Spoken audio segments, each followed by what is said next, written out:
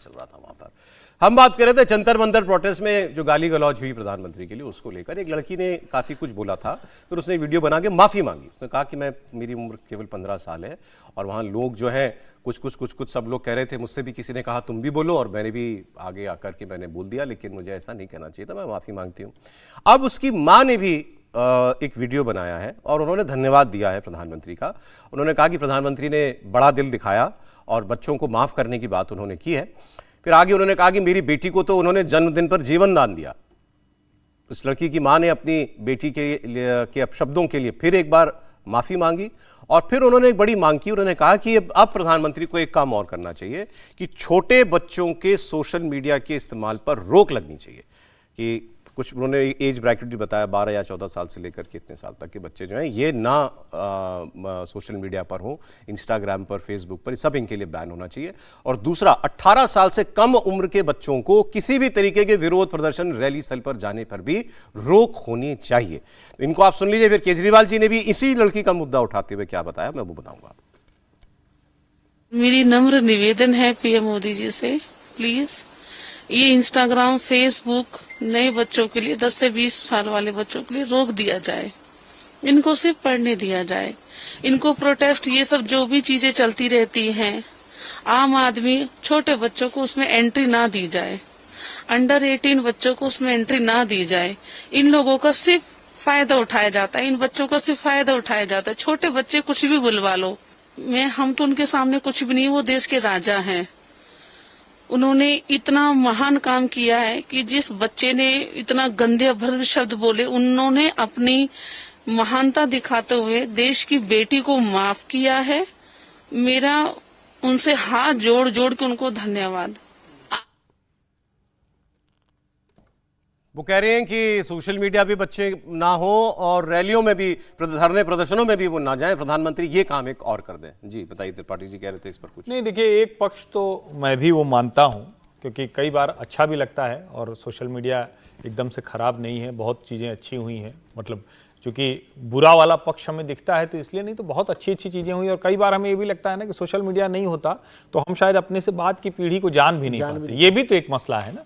तो मुझे लगता है ये थोड़ा कॉन्ट्राडिक्टरी है। लेकिन हाँ, ये जरूर मुझे लगता है कि सोशल मीडिया का अति जो है, जो उसका जो एक्सट्रीम यूज है, उसने जरूर सोसाइटी को खतरा किया है। और ये कोई संकट नहीं है। हम अपने घर में, हम सब अपने घर में देखते हैं, बच्चे के हाथ में मोबाइल फोन है, वो रील देखे जा रहा है, 5-5 सेकंड, 10-10 सेकंड पे बढ़ाते चला जा रहा है। उसकी सारी क्रिएटिविटी, उसका सारा कंसंट्रेशन, वो सब खत्म हो रहा है। इरिटेटिव बच्चे हो गए, क्योंकि उनको लगता है ना कि कोई चीज है, अगर वो नहीं है तो फिर वो छोटे बच्चों को खाना खिलाने के लिए। तो ये पक्ष ठीक है कि 16 साल तक के बच्चों को बिल्कुल सोशल मीडिया रोकना चाहिए, मेरा ऐसा मानना है। लेकिन जो दूसरा वाला पक्ष है कि 18 से नीचे को धरना प्रदर्शन में नहीं होना चाहिए, बच्चों को धरना प्रदर्शन में जाने से कैसे हम उनको ट्रेंड करें वो तो समझ में आता है। लेकिन हम ये कहें कि अब 18 से नीचे वाला होगा तो उसकी पुलिस वाला डंडा लेकर खड़ा रहेगा कि नहीं तुम नहीं जाओगे, ये तो डेमोक्रेसी में ठीक नहीं है। और कई बार हम तो ये भी कहते हैं ना कि लोकतंत्र में तो बच्चे जा रहे हैं, अगर अपने पेरेंट्स के साथ जा रहे हैं, इस उम्र के हो गए कि अपने आप जा रहे हैं, तो उनको जाना ही चाहिए। डेमोक्रेसी में सब ट्रेनिंग ग्राउंड होते हैं। और मैं प्रदर्शन का बिल्कुल पक्षधर हूं, इसमें कहीं कोई नहीं। हाँ, गंदे और भद्दे प्रदर्शन का मैं घनघोर विरोधी हूं। तो एक पक्ष वो ठीक कह रही है। और एक लाइन और आपके लिए, अगर आपने भी माताजी के तौर पर अपनी थोड़ी जिम्मेदारी निभा ली होती, आप भी तो मां है ना, अब तो सब कुछ हो रहा है, लेकिन माता के तौर पर, मां के तौर पर थोड़ी सी जिम्मेदारी आपने और पिता ने निभा ली होती तो शायद ये स्थिति नहीं आती। और ठीक है, वो और ये कि प्रदर्शनों में नहीं भेजना है, ये तो माँ बाप का फैसला होता है। इतना आसान नहीं होता सर। नहीं, मैं कह रहा हूँ आपका बच्चा कहाँ जा रहा है, ठीक कह रहा हूँ, बच्चा कहाँ जा रहा है, क्या कर रहा है, ये तो माँ बाप की जिम्मेदारी है पहले।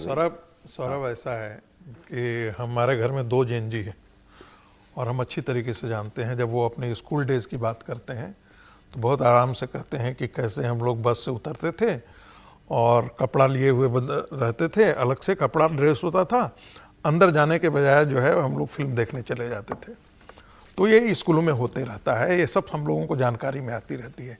लेकिन जब जैसे आज कहा गया ना कि ये 15 साल की, इसको छोड़ देना चाहिए, तो मुझे लगता है कि एक बहुत अच्छा सजेशन है कि भाई ऐसी रैलियों में लोग भाड़े पर लेकर के जाते हैं, कुछ खिलाने के नाम पर ले जाते हैं, कुछ पिलाने के नाम पर ले जाते हैं।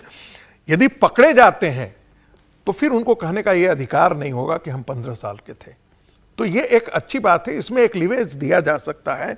लेकिन हाँ, इसलिए है कि भाई 18 के बाद जो है आप एक वयस्क आपको मान लिया जाता है, आप बालिग हो जाते हैं, 18 से पहले आपको बालिग के तौर पर नहीं माना जाता है।